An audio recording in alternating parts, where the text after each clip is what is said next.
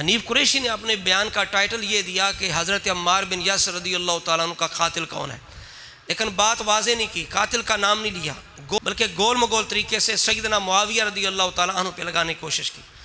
कि तुझे तेरी माँ रोए और तुझे ये ना मेरे साहबा कत्ल नहीं करेंगे, कौन कत्ल करेगा, वो बागी करो, वो उधर तू कत्ल होगा। तो हजरत अम्मार बिन यासिर रज़ियल्लाहु ताला अन्हु बिल इत्तिफाक आले सुन्नत के जमहूर उनकी यही राय है, चाहे इल्मुल कलाम वाले बुजुर्ग हों, चाहे मुहद्दिसीन हों, चाहे दीगर हों, कि हजरत सैयदना अम्मार बिन यासिर रज़ियल्लाहु ताला अन्हु हजरत अमीर मुआविया रज़ियल्लाहु ताला अन्हु की फौजों के हाथों जो है जंगे सिफीन के अंदर जनाब वो शहीद हो गए।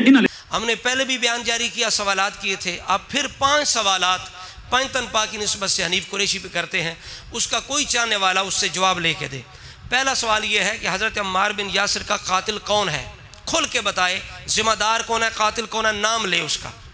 दूसरा सवाल यह है कि जहन्नम की तरफ बुलाने वाली जो जमात है वो कौन सी जमात है। तीसरा सवाल यह है कि हज़रत मुआविया रज़ियल्लाहु ताला अन्हु की बगावत किस माना में है।